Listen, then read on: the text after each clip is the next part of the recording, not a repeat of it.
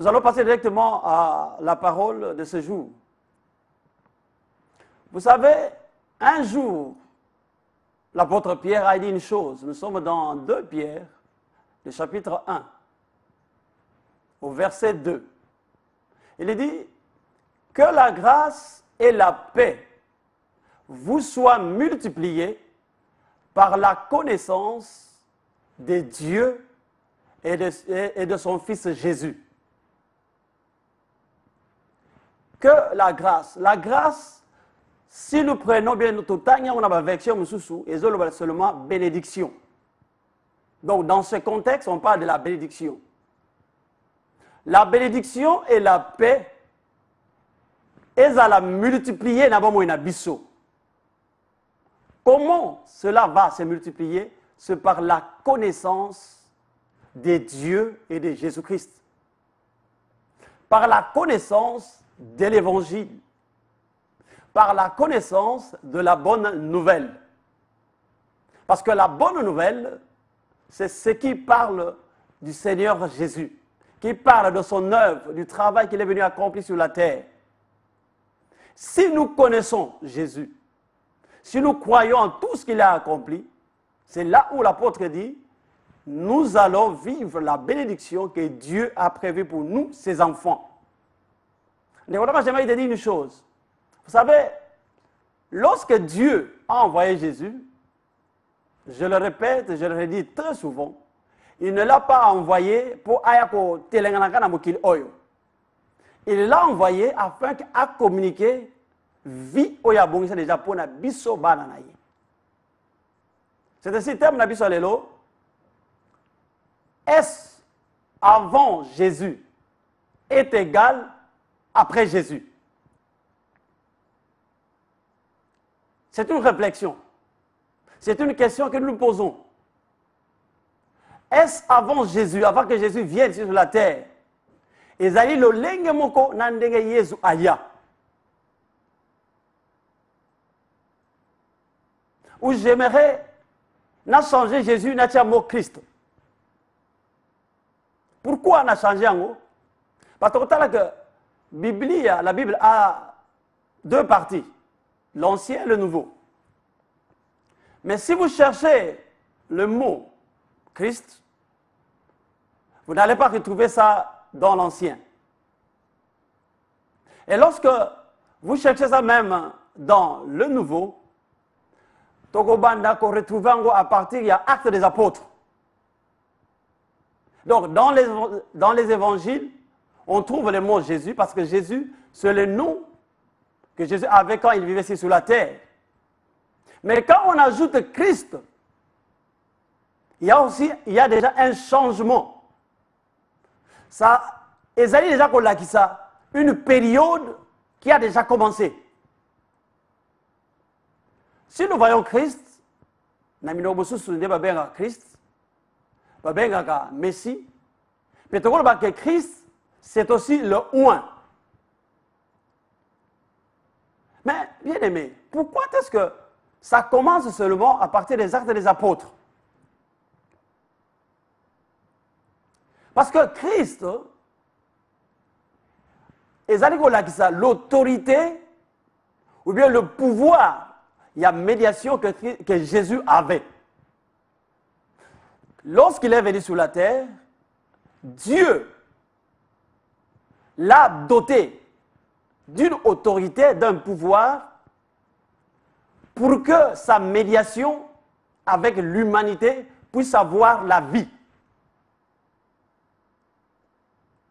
Je dis, mais si nous regardons dans l'Ancien Testament, nous allons voir que Christ est toujours là, mais on dirait qu'il est un peu caché.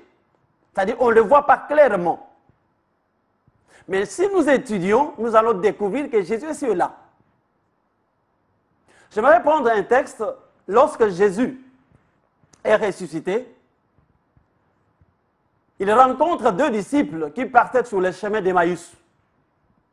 Là, c'est dans Luc chapitre 24.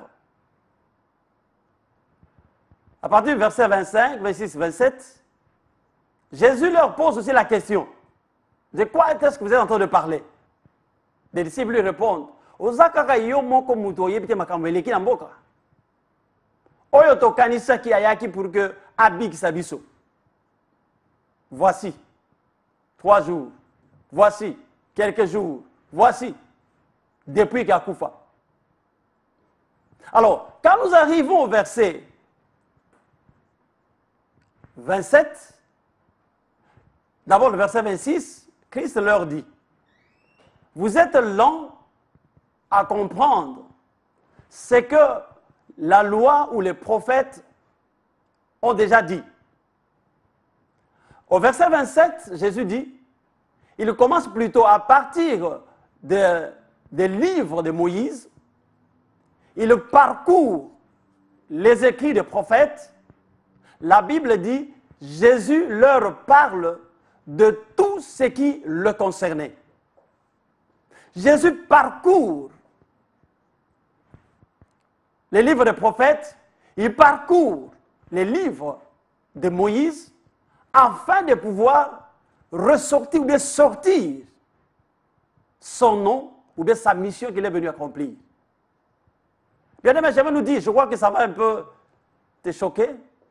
Sokoto Tangi, ce verset-là, 27, on dit, Jésus leur parla, ou bien il expliqua tout ce qui le concernait, tout ce qui parlait de lui. Ça veut dire que toute la loi, ou les livres de Moïse, tous les écrits des prophètes, tout ne parle pas de Jésus. C'est ainsi, je vais vous dire, bien aimé, que même la Bible que nous avons, toute la Bible n'est pas la bonne nouvelle. Toute la Bible n'est pas l'évangile. Parce que évangile, bien la bonne nouvelle, Soctosui Romains chapitre 1, le verset 2, 3, là on nous dit que la bonne nouvelle, bien l'évangile, parle de Christ, parle de Jésus. Les prophètes ont parlé, Dieu a promis, a parlé de Christ à ses prophètes. Mais cela se révélait lorsqu'il a envoyé son fils Jésus. Bien aimé, si nous disons que toute la Bible n'est pas la bonne nouvelle, ça veut dire qu'il y a de l'histoire que nous avons, il y a l'information que nous avons, mais il y a aussi ce qui donne la vie. Ou ce qui donne la vie, c'est ce qui parle de Christ, et de Christ seulement. Nous allons voir dans le livre de Moïse ou dans le livre des prophètes, nous allons ressortir aussi pour voir, pour prouver plutôt qu'on parle aussi de Jésus. Vous savez, j'aimerais prendre un texte. Là, je suis dans Exode. Exode chapitre 12. Si je prends le verset 46. Exode 12, 46. Là, on parle de la célébration de la Pâque. Et lorsque Dieu donne des ordres à son peuple, il leur dit, vous allez manger l'animal que vous allez tuer, mais ce qui est de l'intérieur ne doit pas sortir à l'extérieur, mais à la fin du verset 46, on dit, et vous n'allez pas briser les os de l'animal. C'est-à-dire, beaucoup comme quoi il y a animalité. Ce texte-là parlait déjà de Christ, parlait déjà de Jésus. Parce que ça, c'est ce qui est arrivé lorsque Jésus va à la croix. Comme la Pâque approchait aussi, et qu'il y avait sur le sabbat qu'on devait célébrer, et Batubakeko Luka, et pas Mukondi, est-ce que tu as Buka Batuoyo, tu tiens les Koulouz ou Makoloté? Et on leur a donné la permission. Lorsqu'ils sont arrivés, ils ont brisé les pieds du premier brigand, ils arrivent au deuxième, mais lorsqu'ils arrivent auprès de Jésus, Jésus est déjà mort. Alléluia. C'est-à-dire, ce que Exode avait dit, c'est accompli. Makolo, ou bien Mikoua, ata Mikoua, Moko et Yesu Masiya ko Bukanate. C'est-à-dire, dans Exode, vous pouvez se trouver ça dans Nombre. Nombre, c'est par-dessus de cela, Nombre 9. Cela s'est accompli lorsque Jésus a Kenekrouz dans Matthieu 28. Donc, on n'a pas brisé Mikoua Naye. Nous pouvons encore prendre un autre texte dans Ésaïe 7. Ésaïe 7, le chapitre 7, je prends le verset 14. Le verset 14. Là, on dit une chose. On dit Dieu lui-même va donner un signe. Ce signe-là, la Vierge sera enceinte. Et elle va enfanter un fils. Elle lui donnera le nom d'Emmanuel. Alléluia. Là, c'est dans Ésaïe le prophète.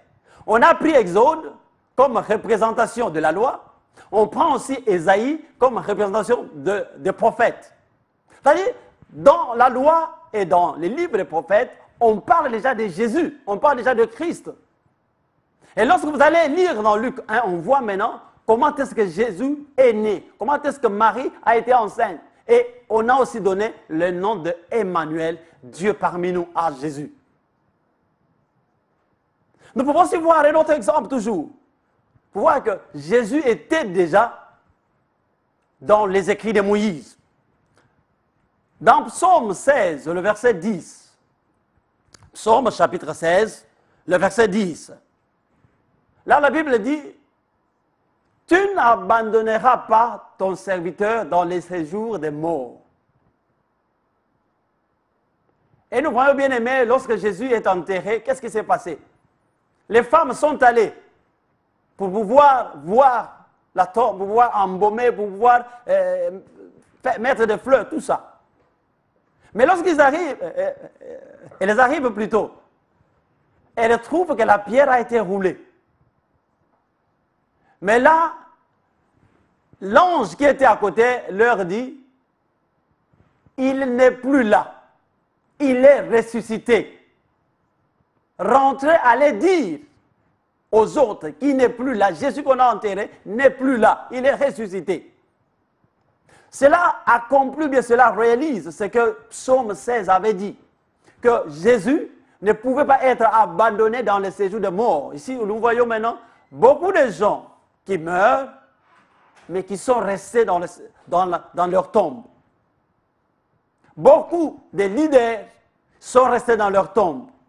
Mais si la parole qui est dite dans la loi, c'est accompli. Jésus n'a pas été retenu par le séjour des morts ou bien par la terre.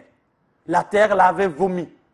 Voilà bien aimé quelques exemples. Il y en a beaucoup qui prouvent que dans l'ancienne alliance, Jésus était déjà là.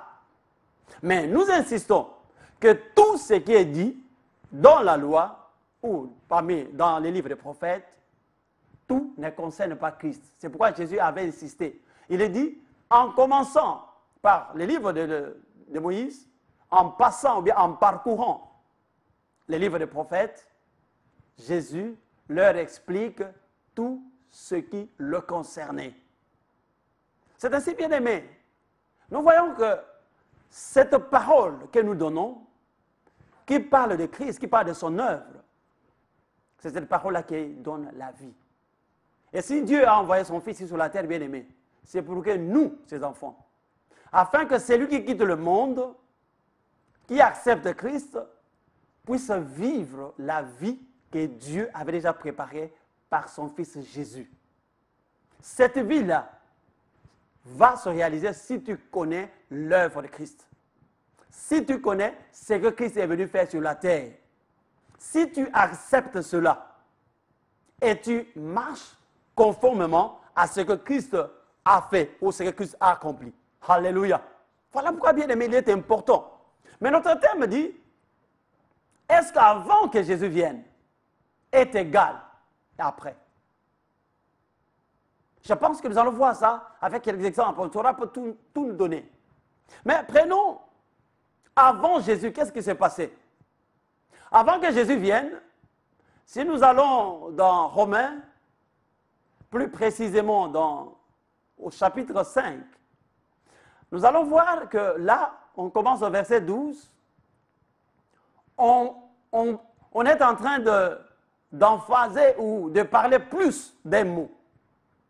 On parle plus du péché. Et on dit, en lisant, bien en étudiant ce texte-là, tu vas comprendre que la mort a commencé à régner. Parce que le péché était là. Le péché avait pris place et le péché donnait la mort. Si tu peux lire Romains 5, le verset 21, le dernier verset de ce chapitre, tu vas voir le péché qu'on cite. On cite ça au singulier. Bien aimé, ce n'est pas par hasard que cela est au singulier. Ce péché dont on parle là, et dans la plupart des textes, c'est le péché en nature. Ce qui a causé la séparation entre Dieu et l'humanité. Ce péché que l'humanité avait hérité d'Adam. Et toute personne, tout homme qui naît d'un homme, d'une femme, hérite ce péché-là. C'est ce péché-là dont on parle. Donc, ce péché-là a régné. C'est-à-dire, ça veut dire quoi? Ça veut dire l'homme ou bien l'humanité était séparée de son Créateur, de Dieu. Là, c'est avant que Jésus vienne. Si nous pouvons prendre un texte rapidement, nous allons lire ça. Un texte que nous connaissons, que nous pouvons encore citer. Nous sommes dans, prenons Romains 6, le verset 23. C'est un texte que nous connaissons, mais pour qu'on soit un peu fidèle, j'aimerais peu que nous puissions lire ça. Là où tu es bien aimé, tu peux aussi prendre ta Bible, tu vas prendre Romains 6. Je sais que comme tu connais ce verset, tu es déjà en train de citer cela. Le verset 23 dit une chose. Romains chapitre 6, le verset 23. Là, je lis dans la version Semeur, car le salaire que verse le péché, c'est la mort. Ça confirme ce que nous sommes en train de dire. Le salaire du péché, c'est la mort. J'ai dit ce péché dont on parle, c'est le même mot qu'on a utilisé dans Romains, c'est le même mot qu'on a utilisé ici dans Romains 5 et dans Romains 6. Le salaire du péché, c'est la nature de l'homme. C'est la mort. Ça veut dire l'homme est séparé. Donc l'homme n'est pas en communion avec son Créateur, avec son Père.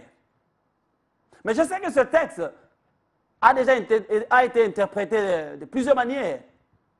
Ici, il ne s'agit pas plutôt de péché en action, mais c'est le péché en nature, d'origine. Ce qui est venu d'Adam. C'est ça ce qui a séparé l'homme avec son Dieu. C'est ce qui a séparé Dieu avec l'humanité. Mais lorsque nous allons repartir dans 1 Jean, le verset 5, 1 Jean, le verset 5, nous allons lire plutôt le chapitre 5, le verset 16. 1 Jean, chapitre 5, le verset 16. Nous sommes en train toujours de voir comment est-ce que le péché a régné. Et par le péché, la mort. Là, quand nous arrivons au verset 16 de Saint Jean, on dit une chose. Si quelqu'un voit son frère commettre un péché qui ne mène pas à la mort, là, je vais commencer à comprendre. Nous avons dit que le péché dont on a parlé, c'est le péché en nature. Ce texte confirme cela. Je continue. Si quelqu'un voit son frère commettre un péché qui ne mène pas à la mort, qu'il prie pour ce frère. Et Dieu lui donnera la vie. Il continue. Il s'agit de ceux qui commettent des péchés qui ne mènent pas à la mort. Mais il existe un péché qui mène à la mort. Ce n'est pas au sujet de ce péché-là que je demande de prier. Dans ce texte, on parle de péché avec S au pluriel, on parle de péché sans S au singulier. Le péché au singulier, c'est le péché en nature. C'est là où on dit, je ne parle pas du péché, c'est-à-dire du péché en nature. Il s'agit de ceux qui commettent des péchés, ou même maintenant au pluriel, des péchés qui ne mènent pas à la mort. Nous n'allons pas toucher les péchés au pluriel. Nous sommes toujours dans le péché au singulier, c'est-à-dire qui est la nature qui a séparé l'homme de son Dieu. Parce que ça, c'est ce qui se faisait, ou bien c'est ce qui régnait lorsque Christ n'était pas encore là. Nous voyons cela dans l'Ancienne Alliance, dans l'Ancien Testament. Si quelqu'un voit son frère ou voit sa sœur, dans la version Louis II, on ajoute aussi sa sœur. Parfois, les mamans peuvent se dire, mais là, on dit seulement frère. Non, c'est-à-dire qu'ils ont frère et sœur. Parce qu'ici, on voit l'humanité. Si quelqu'un voit son frère commettre un péché qui ne mène pas à la mort, qu'il prie pour ce frère-là. Et Dieu lui donnera la vie. Mais il s'agit de ceux qui commettent des péchés qui ne mènent pas à la mort. Mais il existe un péché qui mène à la mort. La mort dont on parle toujours, c'est la séparation avec Dieu.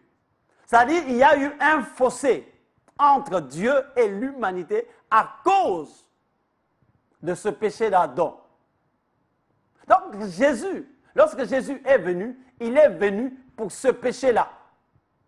Il est venu pour réconcilier l'humanité, mais comme la barrière, c'était ce gouffre, ce péché, ce fossé, c'est ainsi qu'il devait donner maintenant la solution. Donc nous voyons bien aimé que avant que Jésus vienne, le péché régnait, le péché au singulier, le péché en nature, la séparation avec Dieu régnait. Nous voyons aussi avant que Jésus vienne, Dieu parlait non pas à tout le monde, mais il parlait à quelques personnes. Ces personnes-là, c'était les rois, c'était les prophètes, c'était aussi les prêtres, le terme qu'on dit prêtres. Ceux qui remplissaient, qui jouaient le rôle des sacerdoces. Dieu parlait à ces gens-là et eux devaient maintenant communiquer au peuple. C'est ainsi aujourd'hui, bien-aimés, nous avons cette mentalité-là. On a ramené ça aussi dans la vie, bien que Jésus soit déjà là, où on passe toujours par certaines personnes. Certaines personnes qui sont peut-être qualifiées. Mais je pense, dans la pensée de Dieu, les choses ont changé. Donc nous avons vu que le péché régnait. Nous avons vu que Dieu, ou le Saint-Esprit, l'Esprit de Dieu, ne pouvait pas habiter dans toute personne. Même dans la vie de ceux dont nous venons de parler. Les prophètes, le roi. Le Saint-Esprit n'était pas là en permanence. Il venait pour une mission. Il communique la mission, après il repart. Mais bien aimés, j'aimerais que nous puissions continuer à avancer. Nous voyons que nous allons voir beaucoup de choses lorsque Jésus maintenant arrive. Parce qu'ici nous avons vu qu'avant que Jésus vienne, comment les choses se passaient. Il y en a beaucoup, mais nous avons pris deux. Mais lorsque Jésus arrive maintenant, qu'est-ce qui se passe? Le péché qui était la barrière entre l'homme et l'humanité, Jésus, il s'est chargé de ce péché-là.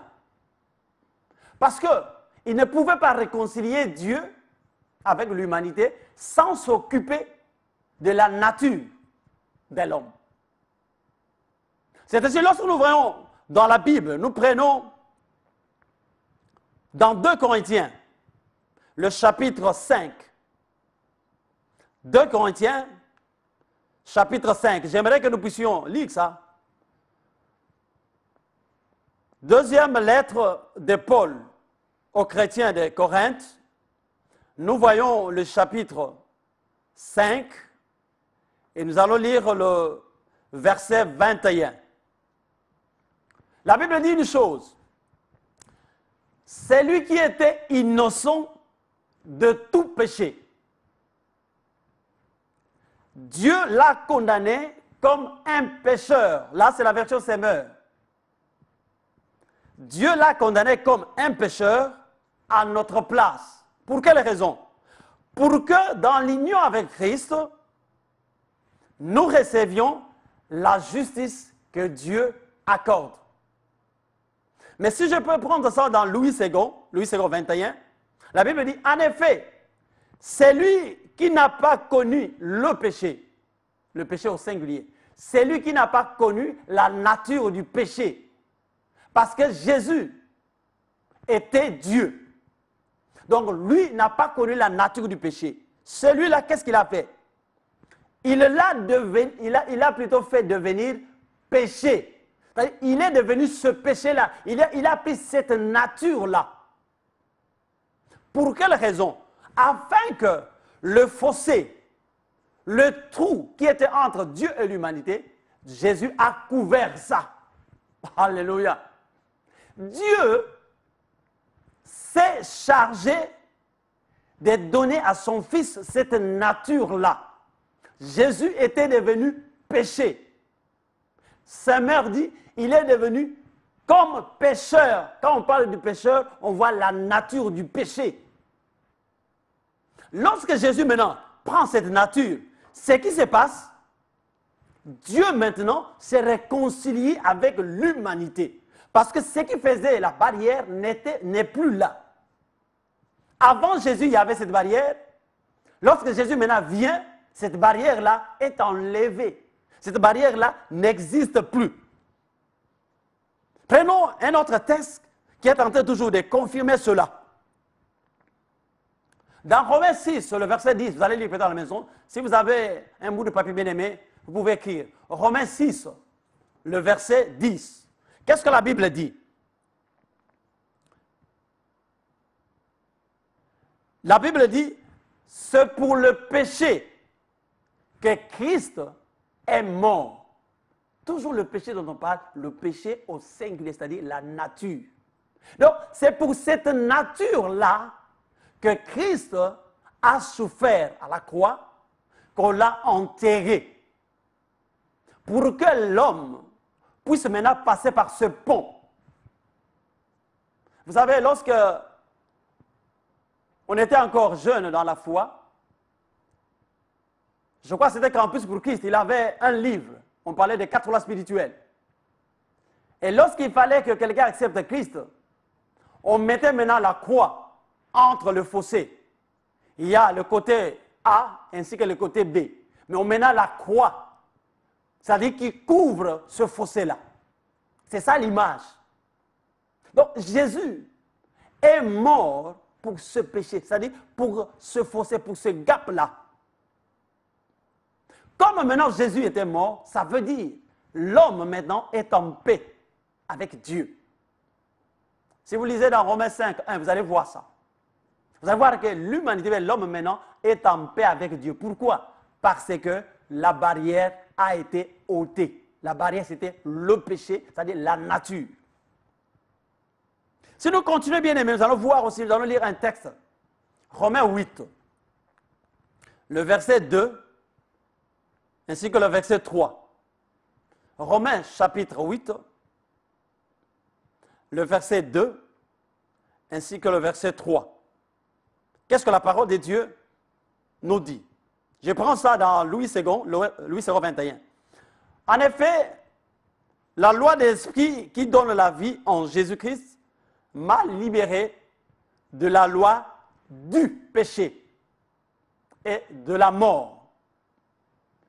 Avant que Christ vienne, le péché régnait, la mort régnait. Mais maintenant, lorsque Christ vient, ici on confirme ça au verset 2, que maintenant la loi de l'Esprit m'a libéré, a libéré l'humanité. De quoi? Du péché et de la mort. Je continue le verset 3. Car ce qui était impossible à la loi, parce que la nature humaine la rendait impuissante, Dieu l'a fait.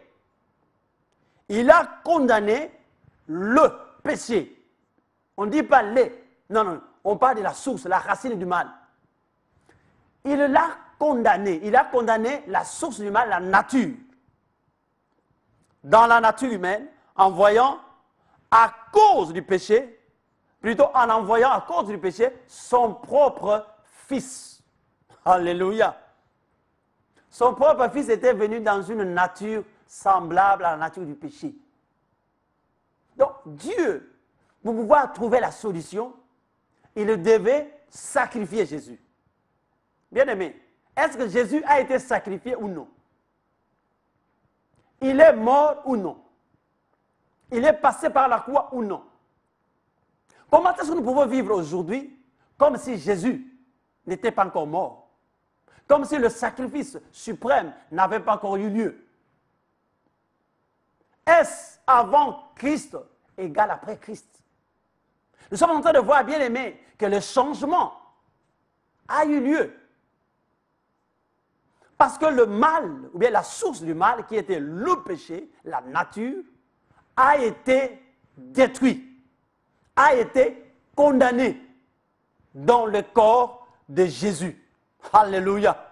Ça, c'est vraiment très important. Et ça, c'est très profond. Nous sommes en train de dire que la vie que nous avons en tant qu'enfants de Dieu, nous la puisons dans l'œuvre de Jésus. On continue, toujours en train de voir que le péché ou bien a été détruit. Hébreux, chapitre 9, le verset 26. Hébreux, chapitre 9, le verset 26. La Bible dit, le Christ s'est montré une fois pour toutes. De cette façon-là, il a détruit le péché en s'offrant lui-même en sacrifice. Bien-aimé, tous ces textes donnent la vie lorsque nous les saisissons. Il a détruit le péché en s'offrant lui-même. C'est-à-dire, il s'est donné lui-même. Nous continuons. Et nous allons voir encore, bien aimé, que Dieu maintenant, nous avons vu que avant que Jésus vienne, le Saint-Esprit était dans quelques personnes. Mais aujourd'hui, parce que Jésus était déjà venu, maintenant Dieu est venu habiter dans l'homme. Ça veut dire quoi? Ça veut dire que, parce que Dieu habite en nous par son Esprit, par le Saint-Esprit, le Saint-Esprit est maintenant dans tout enfant de Dieu. Quand est-ce que le Saint-Esprit vient? Lorsque toi tu as accepté Christ comme ton Seigneur et ton Sauveur. Toute personne qui a accepté Christ comme Seigneur et Sauveur, Dieu est venu habiter dans cette personne-là. Ça veut dire, Dieu vit en toi et toi tu vis en Dieu.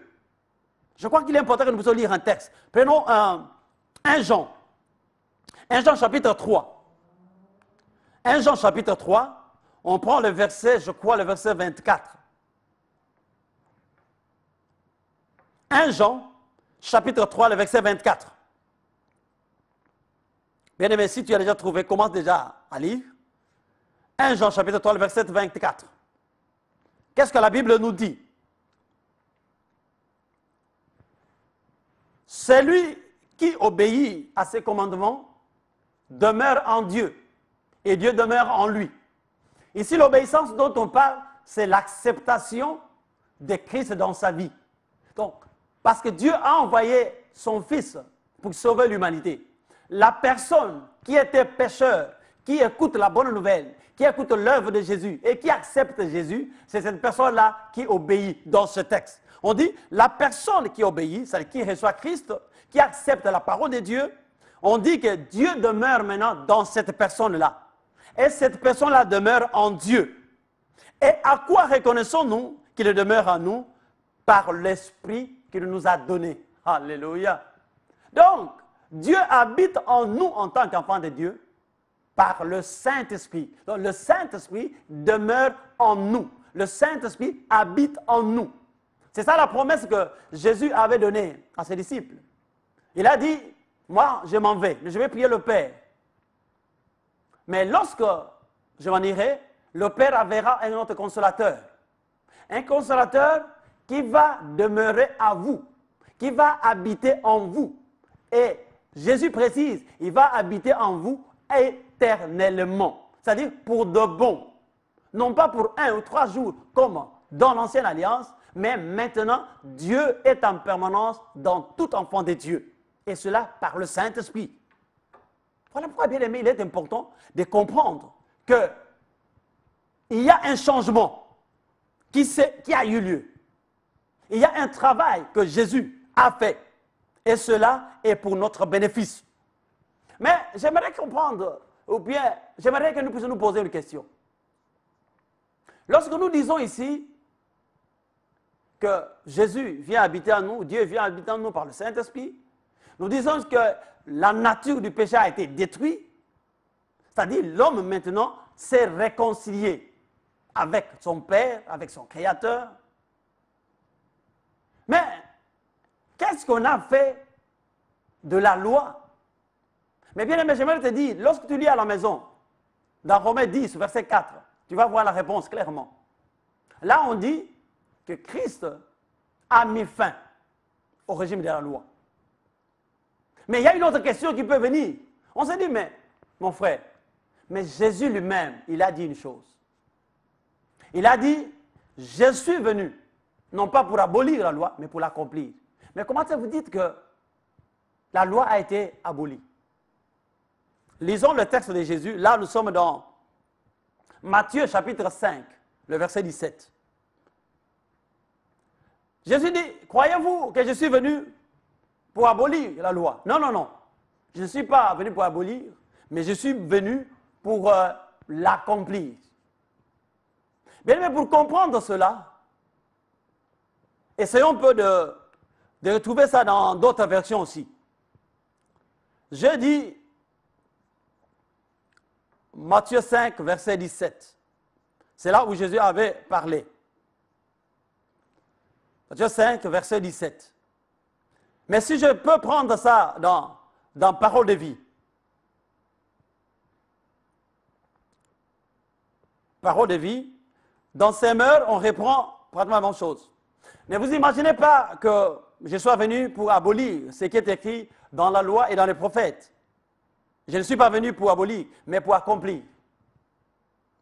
Mais quand tu viens la version Parole de vie, là on dit, ne pensez pas que je suis venu pour supprimer la loi de Moïse et l'enseignement des prophètes. Je ne suis pas venu pour les supprimer, mais pour leur donner tout leur sens. Ça veut dire quoi?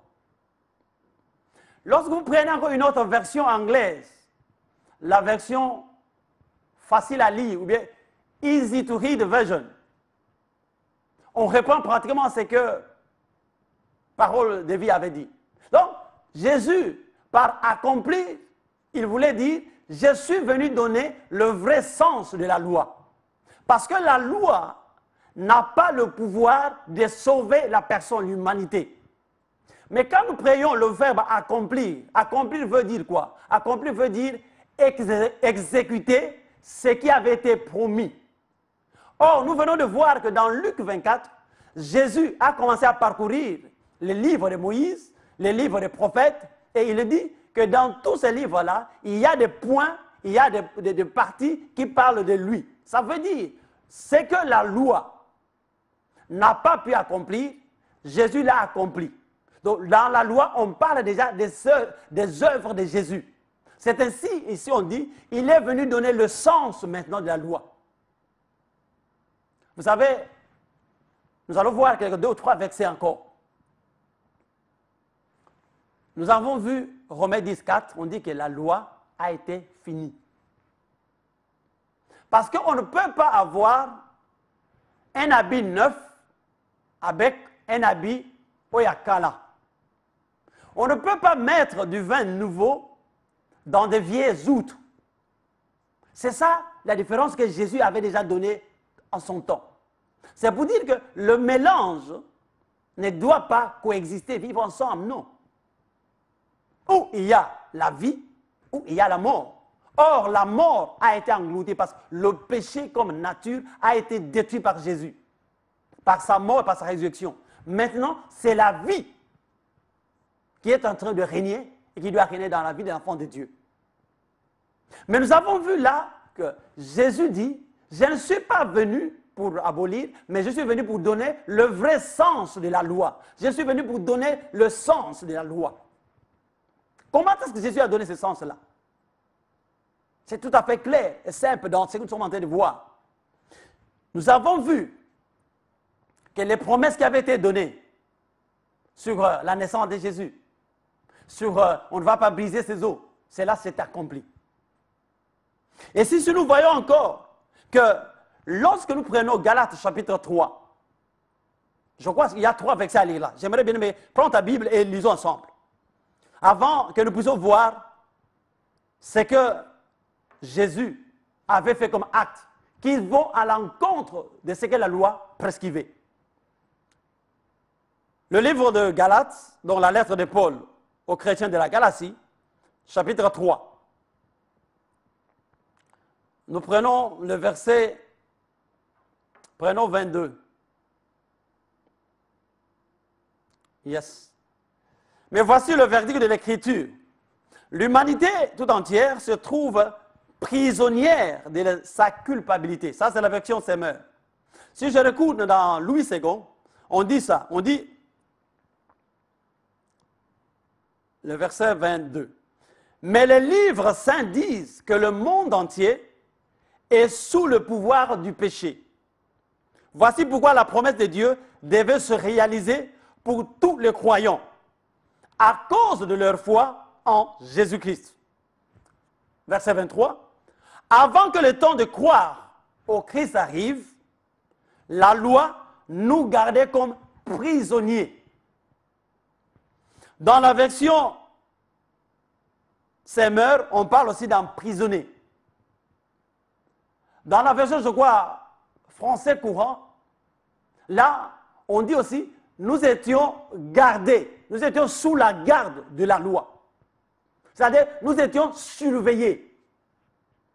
Mais bien aimé, j'aimerais dire une chose. Quand on utilise l'expression surveillant ou garde ou gardien, dans la culture grecque, on a puisé cet exemple-là dans la culture grecque. Qu'est-ce qui s'est passé? Lorsque l'enfant devait aller à l'éducation, il devait quitter la maison, il y a eu une personne qui devait conduire l'enfant de la maison à l'école. Cette personne-là, on l'appelait pédagogue. Cette personne-là, c'est lui qui est le gardien. Mais lui n'est pas le spécialiste parce qu'il ne connaît pas la matière que l'enfant va étudier à l'école. Mais lui, sa responsabilité, c'est de prendre l'enfant, de l'amener auprès de l'enseignant qui est qualifié. C'est ça le rôle, le travail que la loi a joué. La loi est venue pour nous montrer que l'homme est incapable de se sauver lui-même. L'homme est incapable d'abandonner le mal. Donc, la loi a montré, ou bien a montré la puissance d'ailleurs du péché. Parce que la Bible nous dit que s'il n'y avait pas la loi, je ne saurais pas que faire ceci ou cela est mauvais. Donc, la loi est venue révéler le mal. Bon, ici, dans ce texte de Galates 3, nous sommes en train de voir, on dit, oui, en croyant au Christ Jésus, vous êtes tous fils de Dieu. Alléluia. Donc, le verset 23 dit, nous ne dépendons plus de ces surveillants. Ces surveillants-là, c'était la loi. Nous ne dépendons plus de ce gardien-là. Le gardien-là, c'est la loi. Donc, nous ne sommes plus dépendants de ce gardien. Mais maintenant, nous dépendons de Christ. Christ qui est la révélation de la vie de Dieu. Tout ce texte pour nous dire que la loi ne peut pas aller de pair avec Christ. La loi a été engloutie et finie à la croix. Donc, nous ne sommes plus dépendants de ces surveillants ou de la loi. Nous ne sommes plus soumis à ce gardien. Eh bien, mais continuons un peu à voir les avantages ou bien les points qui nous poussent, qui prouvent que Jésus lui-même, en venant, il a déjà commencé à détruire cette loi-là. Prenons les actes de Jésus. Jésus, un jour, on lui amène une femme. la femme qu'on appelle adultère. Savez-vous ce que la loi de Moïse dit? La loi de Moïse dit, il faut lapider de telles femmes. Mais vous et moi, bien-aimés, nous connaissons la réaction de Jésus. Qu'est-ce que Jésus a dit? Parmi vous, s'il y a quelqu'un, une personne qui n'a jamais péché, qu'il commence à jeter la pierre. Et quelle était la réaction des hommes? Ils ont commencé à partir un à un. Prenons un autre exemple. Jésus, il trouve une personne qui était malade, qui était handicapée. Jésus guérit cette personne-là. Là, vous pouvez voir ça dans Jean, chapitre 5. À partir du verset 10, 18, vous pouvez voir ça. Là, on dit ceci. Jésus dit à cette personne-là de se mettre debout, de prendre sa natte et de marcher. Et Jésus fait ce miracle-là le jour du sabbat. Or, la loi dit, le jour du sabbat, on ne peut rien faire. C'est ainsi au verset 18 de Jean 5. Les spécialistes de la loi, ils trouvent cet homme, lui dit, mais comment est-ce que toi tu peux travailler le jour du sabbat? La loi dit, on ne travaille pas. La personne dit, c'est lui qui m'a guéri, m'a dit, prends ta natte et marche. Bien aimé, si Jésus était venu pour accomplir ce que la loi disait, mais il y a une contradiction avec ce que nous sommes en train de voir. Pour la femme adultère, nous avons vu cela dans Jean 8. Pour cette guérison de ce miracle, nous voyons ça dans Jean 5. Mais le jour du sabbat, Jésus guérit une personne. Ça veut dire que Jésus n'est pas venu pour accepter ou bien pour perpétrer l'œuvre de la loi. Mais il est venu changer les choses. Donc le vrai sens de ce texte-là, accomplir veut dire exécuter ce qui a été promis. Ça veut dire quoi? Que Dieu va réconcilier l'humanité par la mort et la résurrection de son Fils Jésus. Un autre jour du sabbat, un autre miracle. Là, c'est l'aveugle maintenant. Jésus fait de la boue et il applique cela. Et la personne va aussi se laver. Alors là, les spécialistes disent non, non, non. Ils disent, cet homme qui a fait ce miracle ne respecte pas le sabbat. Donc, il ne vient pas de Dieu. Bien aimé, vous savez, il y a une chose qu'on avait dit lorsque Jésus était venu. Il dit, cet homme, lorsque Simon le présentait au temple, il dit, il sera, ou bien il va bouleverser le monde. Il sera un sujet de contradiction en Israël. Effectivement, Jésus a bouleversé.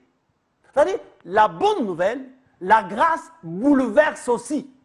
Parce que les gens s'attendent à appliquer loi par loi. Mais la bonne nouvelle vient avec l'amour de Dieu. Il vient manifester la bonté de Dieu. Il dit, l'homme est incapable de se sauver par lui-même, par l'effort humain. L'homme ne peut pas, par ce qu'il fait, par son travail, se sauver lui-même. Mais se trouve une voie qui est meilleure.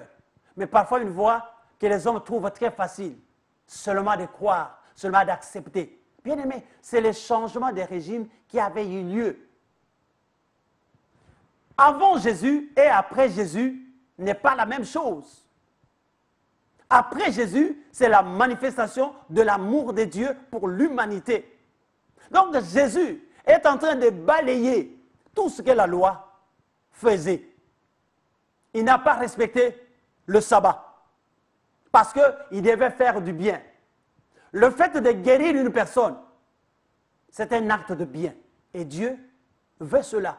Parce que lorsqu'une personne est guérie, lorsqu'une personne qui a été possédée, on prie pour elle, elle est libérée des esprits mauvais, la personne va vivre en paix. Voilà ce que Dieu veut. Et cela, c'est un acte d'amour. Dieu, par Jésus, il a manifesté son amour pour l'humanité bien-aimée.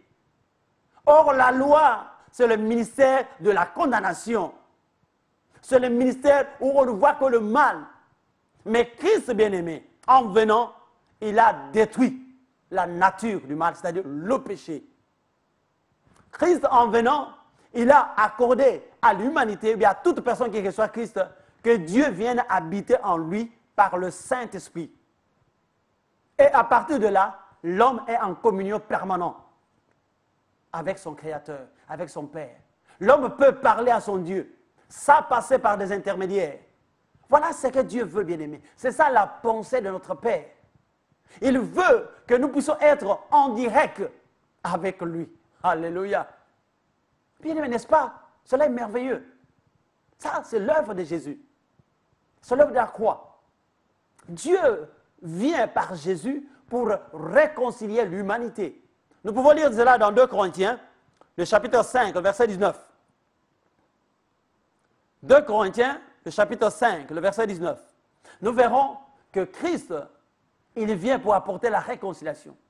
Réconcilier, c'est ce que nous connaissons déjà, que lorsqu'il y a deux parties qui sont ennemies, deux parties qui ne se parlent pas, deux parties qui vivent à couteau tiré, il y a une personne qui les réconcilie. Et cette personne-là qui nous a réconciliés avec le Père, c'est Jésus. Alléluia. Bien-aimés dans le Seigneur. 2 Corinthiens 5, 19. Voilà ce que la parole de Dieu nous dit. À partir de 18, il est dit, tout cela est l'œuvre de Dieu, qui nous a réconciliés avec lui par Christ et qui nous a confié le ministère de la réconciliation. Le verset 19, en effet, Dieu était en Christ, réconciliant les hommes avec lui-même. Dieu était en Christ. Au fait, Dieu s'est réconcilié avec lui-même. Il a fait ce travail-là, réconciliant le monde avec lui-même. Et il a fait de nous les dépositaires du message de la réconciliation. Bien-aimés, le message de la réconciliation, c'est la bonne nouvelle, c'est la grâce. Le message de la réconciliation, c'est la manifestation de la bonté de Dieu. Oh, la fois passée, nous avons dit une chose, que la bonne nouvelle, c'est la révélation de l'amour de Dieu pour le pécheur. Et cela se passe par Christ, par l'œuvre de Jésus. Pourquoi je dois faire cela? Afin que l'homme soit sauvé. L'homme revienne à son Père. L'homme soit un avec Dieu. Donc Dieu est un avec nous. C'est ainsi que nous avons vu, il habite en nous et nous habitons en lui par son esprit. Bien-aimé, ça c'est ce qui donne la vie, ce qui donne la joie, bien-aimé. Il nous a donné la parole, ou bien le ministère de la réconciliation. Lorsqu'on réconcilie les gens, on ne vient pas avec des mots durs. Lorsqu'on réconcilie les partis, on ne vient pas pour condamner, mais on montre la bonté de Dieu. Lorsque nous voyons la bonté, nous voyons que Dieu veut que l'humanité soit sauvée. Dieu veut que l'homme qui est sauvé puisse vivre les bénéfices qu'il nous a donnés par Jésus. Bien-aimés, avec Christ, nous sommes rentrés dans un nouveau régime. Je crois qu'on va terminer par là. Nous sommes entrés dans un régime nouveau. Avec Christ, bien-aimé, nous avons commencé une nouvelle ère. Nous avons commencé une nouvelle vie. C'est-à-dire, nous disons, nous vivons en nouveauté de vie. Nous avons accepté, nous sommes plutôt acceptés par Dieu le Père, par le biais de son Fils Jésus. Voilà, bien-aimé, le peu de mots que le Seigneur a voulu t'accorder ce jour. Tu es béni, mon bien-aimé, ma soeur, mon frère. La vie, nous l'avons par Jésus. Si tu l'acceptes, tu as la vie de Dieu. Comme tu l'as déjà accepté, tu as la vie de Dieu. Parce que la nature du mal n'a plus de pouvoir en toi. Que le Seigneur bien-aimé continue à prendre soin de nous par la révélation de la bonne nouvelle. C'est cette connaissance-là plutôt qui nous bénit et qui nous donne la paix. Que le Seigneur vous bénisse et à nous revoir à la fois prochaine. Bye bye.